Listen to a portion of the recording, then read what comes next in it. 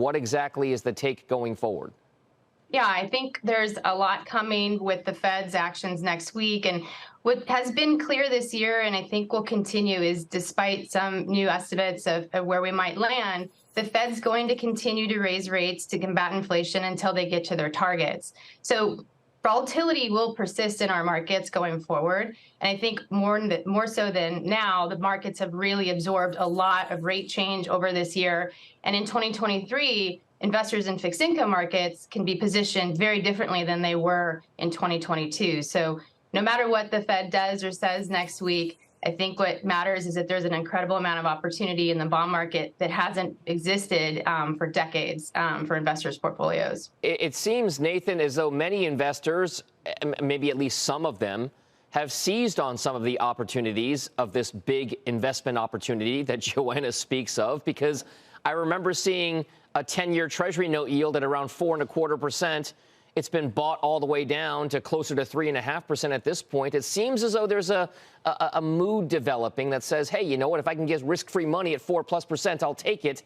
Is that the way we should view things in the coming months as we head towards 2023?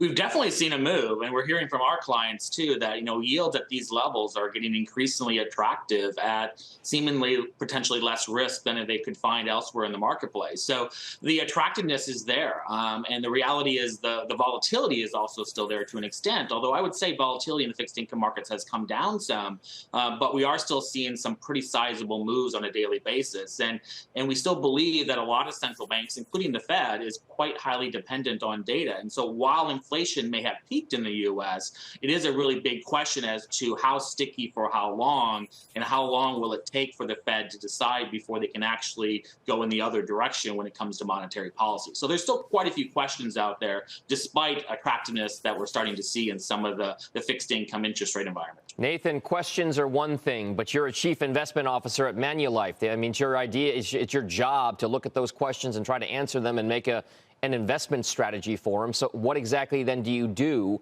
Nathan, given that outlook that you've just pointed out?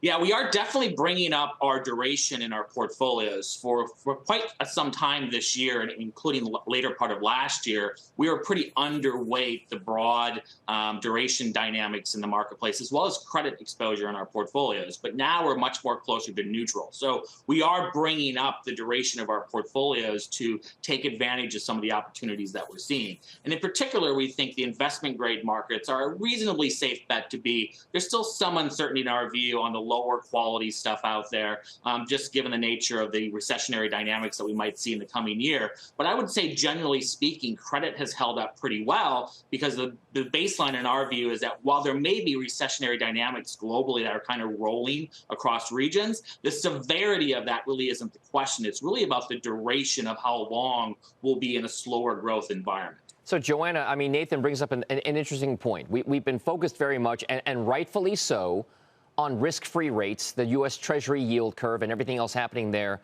But we should be looking perhaps at other places down the credit spectrum, investment-grade corporates, maybe even junk, maybe even municipal bonds. Where do you think those opportunities present themselves most profoundly in the coming quarters here? Yeah, we think there's a lot of opportunity for outperformance in the bond markets. And we think that as people start to reallocate, there's a huge shift in reallocation in fixed income coming. And as they step into risk assets, specifically in credit, we think high quality, high yield is actually a place that is somewhere to take a look. So single Bs, we call it the Goldilocks of high yield. It's less rate sensitive than double Bs. And it also has less idiosyncratic risk than triple Cs. So we think that there are spots, if you pick your spots in credit, and also across different sectors in high yield, energy, consumer industrials have a lot of strength in their balance sheets. There are spots to enter into the risk markets, and you can consider doing that now that we've moved through such a huge shift. And, it's November and we've been experiencing this volatility and these rate increases. And it does seem like some of the table is set for 2023 in fixed income and bond markets.